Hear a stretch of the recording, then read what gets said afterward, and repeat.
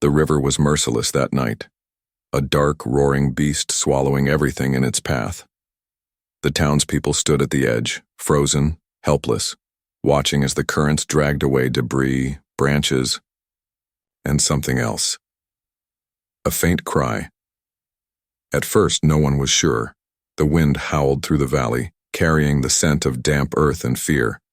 But then, the cry came again, higher, more desperate. A child's wail. Gasps rippled through the crowd. Someone pointed. There, in the water. A tiny figure, barely visible in the chaos of waves, arms flailing.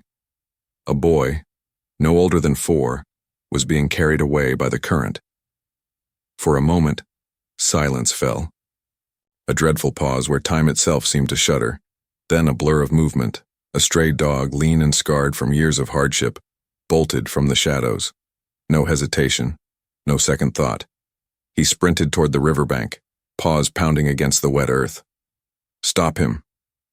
Someone yelled, but it was too late. The dog leapt. Cold, churning water swallowed him whole, a collective gasp. The boy's mother screamed, hands clasped over her mouth. The villagers could do nothing but watch, their hearts hammering. Seconds felt like an eternity. The water was vicious, slamming against the dog's frail body, twisting him, pulling him under. He surfaced just for a moment, eyes wild, desperate. Then a flash of movement, the boy's small arm above the waves. The dog swam harder. The river wanted its prey, but the dog wanted it more. Closer. Closer. With a final burst of strength, the dog clamped his teeth around the boy's shirt, his powerful jaws holding firm. But the battle wasn't over. The river raged against them, furious at being denied its sacrifice. The villagers could only watch in horror. The dog fought against the pull of the current, muscles trembling, his body battered by the force of the waves. But he didn't let go. He kicked. He paddled. Inch by inch, he dragged the boy toward the shore. The townspeople sprang into action, forming a human chain, stretching their arms, reaching. Then, suddenly, the dog lunged forward, his paws finding the muddy bank. With one last desperate push, he hauled the boy onto solid ground. Gasps. Cries. A woman sobbed. The boy lay there motionless, pale, lifeless. And the dog? He collapsed beside him, his chest rising and falling in ragged breaths. His body shuddered with exhaustion, but his eyes never left the boy. Then, a cough, a tiny, choking gasp for air. The boy sputtered, his body convulsing as water spilled from his mouth. His fingers twitched, his chest heaved, and then he cried. Sound so pure, so raw, it sent relief crashing through the crowd like a tidal wave. The mother ran forward, scooping her son into her trembling arms, her sobs shaking her entire body. The villagers erupted in cheers, their voices thick with emotion. But the dog, he didn't move, still sprawled in the mud, his body barely clinging to consciousness, eyes dull, breathing shallow. The mother, tears streaking her face, turned to him. "Oh God, someone help him." A man knelt beside the dog, pressing a hand to his side. "He's not gonna make it if we don't act fast." Another voice, urgent, desperate. "We need to get him to a vet, now." The boy, still cradled in his mother's arms, turned his head. His small trembling fingers reached out, brushing against the dog's wet fur. His lips parted, voice hoarse. "Doggy." The crowd hushed. The dog's ear twitched at the sound, his heavy lids lifting ever so slightly, but his body refused to move. Mother stood, her eyes blazing with determination. "Take my car, get him there, whatever it takes." The man nodded, scooping the limp dog into his arms, his wet fur soaking through his jacket. As they rushed toward the vehicle, the boy wriggled, free from his mother's grasp, running after them on unsteady legs. His tiny voice broke through the night. "Don't let Doggy die." The words hung in the air, heavy with the weight of a debt that could never be repaid. As the car disappeared down the road, tires skidding against the wet pavement, the town held its breath.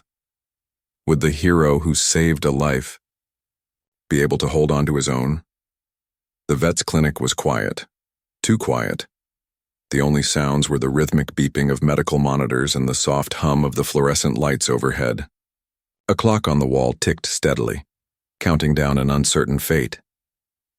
The stray dog lay motionless on the examination table, his damp fur still clinging to his frail frame. His chest rose and fell in weak, uneven breaths.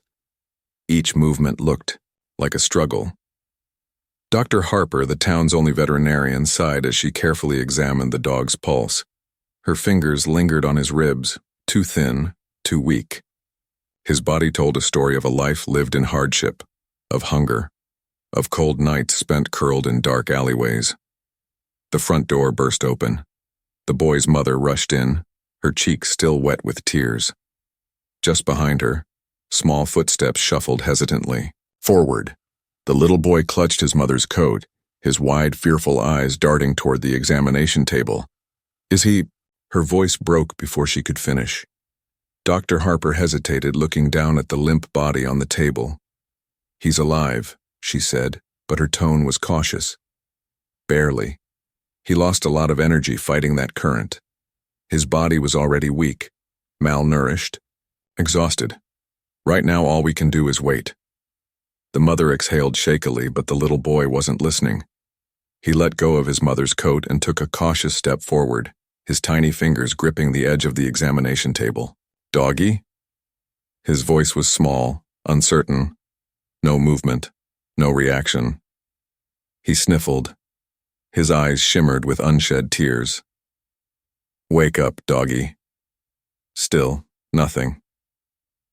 The mother placed a gentle hand on her son's shoulder, but he didn't move. He just stood. There, his lower lip trembling. Dr. Harper softened. Sweetheart, he's very tired right now. The boy's gaze never wavered. He saved me, he whispered, his voice barely audible. Please don't let him go away.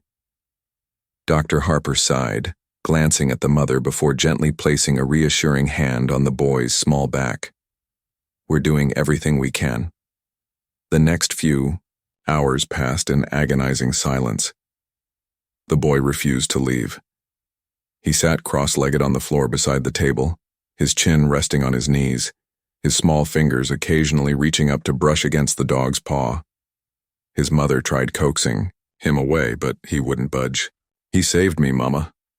He kept repeating, as if saying it enough times would somehow keep the dog tethered to life. Night fell. The clinic's lights dimmed, casting long shadows along the walls. Dr. Harper checked the dog's vitals one last time, before exhaling and rubbing her temples. He's stable, but I don't know if he has the strength to pull through. The words were a hammer to the mother's heart. She looked at her son, curled up beside the table, eyes barely staying open. He refused to sleep, afraid the dog would slip away the moment he closed his eyes. She crouched down beside him. Come on, sweetheart, let's go home. We'll check on him first thing in the morning. The boy shook his head. No, he needs me. The mother sighed. Then, a sound. Soft. Weak. Barely there. A small whimper. The boy's head snapped up. His heart leaped into his throat as he scrambled to his feet, pressing his hands onto the table. The dog's ear twitched, a flicker of movement like the whisper of a memory fighting to return. His body remained still, but his eyes just barely fluttered open. For the first time, they met the boy's. Tired, glazed, but alive. The boy gasped, hands flying to his mouth. Mama!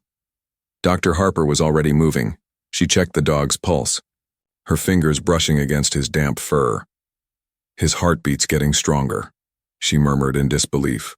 The boy reached out, hesitant, then slowly placed his tiny hand over the dog's paw. A weak, almost invisible movement. The dog twitched his paw beneath the boy's touch. Tears spilled over the boy's cheeks. A watery smile broke across his face. He knows me, he whispered.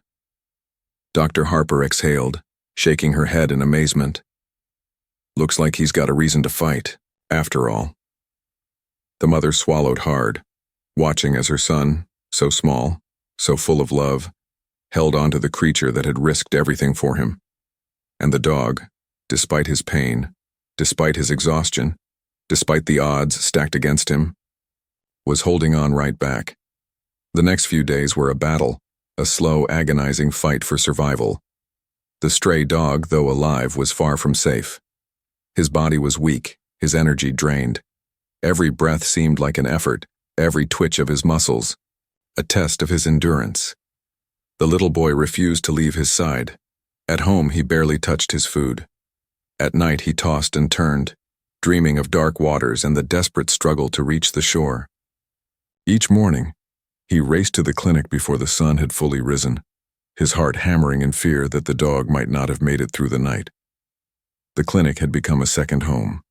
Dr. Harper had given the boy permission to visit whenever he wanted, sensing that this bond, fragile yet unbreakable, was the only thing keeping both the boy and the dog going. But there was a problem. Despite the boy's presence, despite the gentle whispers and careful touches, the dog remained distant. He didn't wag his tail. He didn't lift his head. He barely acknowledged the boy at all. It was as if something inside him had shut down, a wall built from years of pain, fear, and survival on the streets, and that wall refused to break. The first setback on the third morning, the boy arrived with something clenched tightly in his little hands, an old, slightly tattered red collar.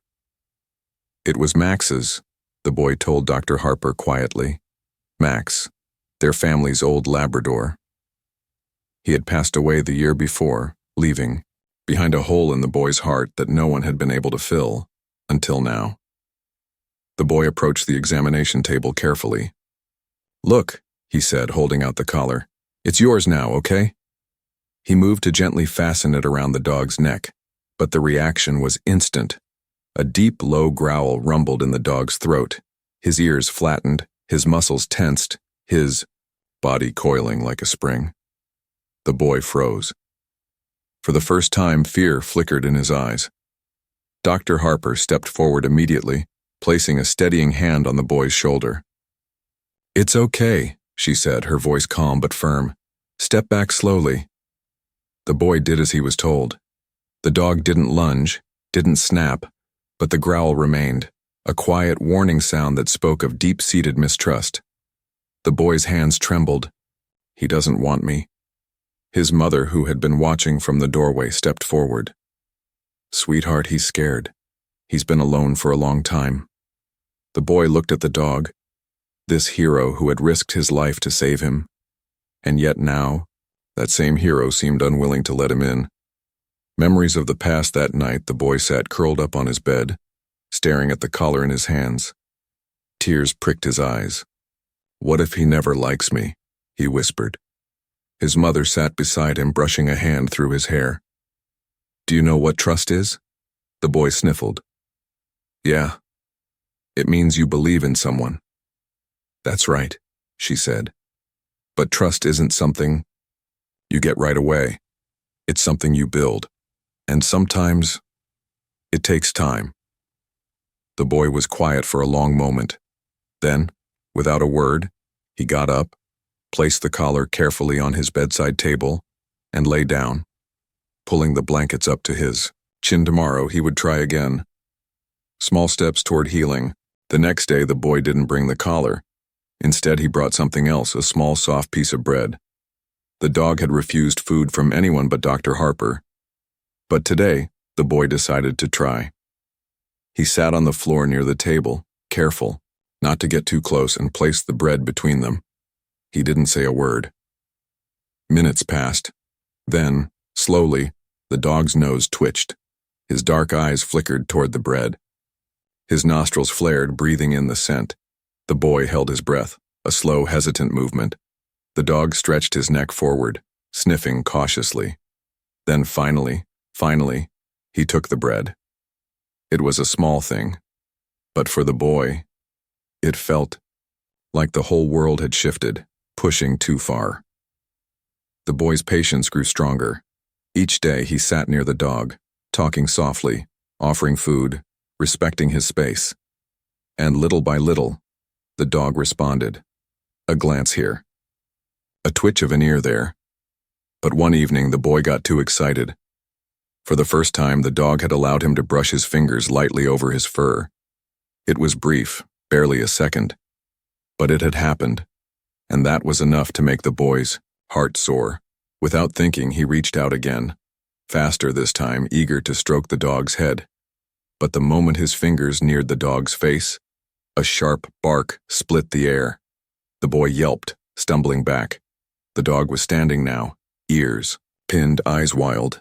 His whole body trembled as if expecting something terrible to happen. Tears welled in the boy's eyes. Dr. Harper was there in an instant. "It's okay," she murmured, guiding the boy away. "You're not doing anything wrong. He's just scared." The boy sniffled, wiping his nose. "But why?" Dr. Harper sighed, watching the dog, who had now curled back up, muscles still tense. "Because," she said softly, "sometimes love isn't enough to erase old wounds." Hope rekindled. That night, the boy lay awake, staring at the ceiling. Dr. Harper's words echoed in his mind. Love isn't always enough, but maybe love, and patience, could be. He turned on his side, staring at the red collar on his bedside table. Not yet, but one day he would put it around the dog's neck, and this time, the dog wouldn't pull away. This time, he would stay. Act 4, The Emotional Breakthrough. The days stretched into a quiet routine, one built on patience, small gestures and unspoken understanding. The boy never rushed, never forced, he simply showed up. Every morning he sat near the dog's bed at the clinic, talking softly about anything and everything. Some days he read aloud from his favorite book. Other days he whispered secrets he had never told anyone, not even his mother. And slowly, ever so slowly, the dog began to change. The wary stiffness in his body softened. His ears no longer flattened at every movement. And then one day something incredible happened. The boy had fallen asleep, curled up on the floor next to the dog's bed. For the first time, the dog moved toward him, not away.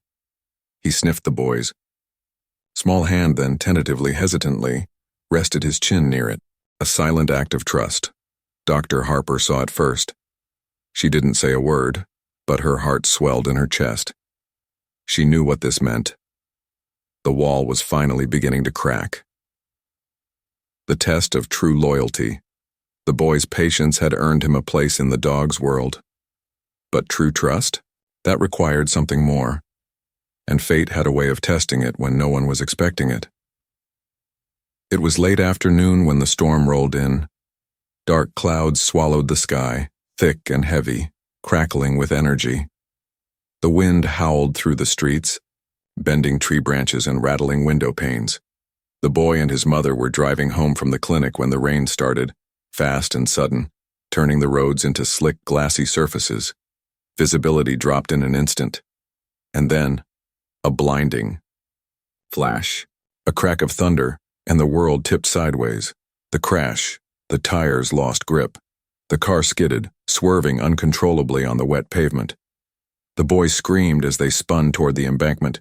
Then, impact. A sickening crunch of metal against stone. Then silence. Only the sound of rain pounding against the crumpled hood. The boy was dazed, his vision swimming. His mother groaned beside him, struggling to move. But the worst part? The car was teetering. Half of it dangled over the edge of the embankment, mud crumbling beneath its weight. If it slid any further, it would plunge straight into the roaring river below, and there was no way out. A hero's choice back at the clinic, the dog lay curled in his bed, listening to the storm. Something wasn't right. A feeling. A pull deep in his chest. Then, through the wind and rain, he heard it. Faint. Distant, but unmistakable. The boy's voice, crying out in fear. And suddenly, everything clicked into place. The boy had never given up on him, and now the dog wouldn't. Give up on the boy, not now, not ever. The race against time, Dr. Harper barely had time to react before the dog bolted. He tore through the clinic doors, paws pounding against the slick pavement, rain lashing against his fur. He didn't hesitate, didn't slow down. His body was still weak from the accident, his ribs aching with every stride. But none of that mattered, because he had someone to save. The final moments. The car creaked, metal groaning as it shifted another inch. The boy clutched his mother's hand, tears streaming down his face. They were running out of time, and then a blur of movement through the rain, a streak of golden fur. The dog was there. The boy's breath hitched. "You came," he whispered. The dog didn't hesitate. He leaped onto the crumpled hood, his paws finding purchase against the slick metal. His eyes locked onto the boy's. A silent promise. "Hold on, I've got you." And then, a daring move. The dog grabbed the boy's sleeve between his teeth and pulled. Hard. The car groaned, slipping another inch. But the dog didn't stop, didn't let go. With one final desperate tug, he yanked the boy free. Just as the car gave way, sliding down the embankment in a cascade of mud and metal. Gone. The boy gasped, his tiny body shaking. His mother was still trapped inside. Tears filled his eyes. "Mom!" The dog turned, saw the woman still inside, too injured to move, and then without hesitation he jumped straight into the wreckage, straight into the danger, and what happened next would be something the boy would never forget. For a few breathless moments everything was still. The rain poured, the river raged, and the boy stood frozen, his heart hammering in his chest as he watched the wreckage of the car slip further into the mud. His mother was still inside, and so was the dog. Tears blurred his vision. No, please. He wanted to run, to pull them out, but his small hands were useless against the weight of the twisted metal. And then, a movement. A flash of golden fur against the wreckage. The dog was there, and he wasn't leaving without her. Hero sacrifice inside the mangled car. The mother's breathing was ragged, her body pinned between the crushed dashboard and the passenger seat. Pain lanced through her chest with every breath. She tried to move, but her legs wouldn't obey. She was trapped. And then, warmth. A presence beside her. The dog. His fur was soaked, his paws trembling, but his eyes, those deep, unwavering eyes, never left hers. He knew she couldn't get out on her own. Knew what he had to do. With a determined growl, he grabbed the loose folds of her jacket between his teeth and pulled. Pain shot through her as she felt herself shift, just slightly. He pulled again. Harder. The rain pounded against them. The wreck groaned, sinking deeper. Time was running out. The boy watched from above, his small fists clenched, his voice hoarse from screaming. Then, a loud, splintering crack. The last piece of the embankment gave way. The wreck tumbled downward, and with it, the dog. The silent moment that shattered everything. The boy's scream tore through the storm. For the second time that night, his world collapsed. First, he had nearly lost his mother. Now, he had lost him. The dog who had risked everything. The dog who had saved him. The dog who had learned to trust again, only to be taken away. The boy's knees hit the muddy ground. Sobs racked his small body, his heart splintering apart. Dr. Harper and the paramedics had arrived by now, working quickly to reach his mother, but the boy didn't care, didn't move, didn't breathe. His world had gone silent.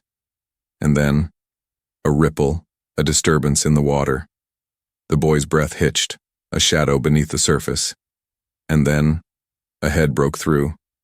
Golden fur, slick with rain. Dark, familiar eyes, fighting, swimming, alive.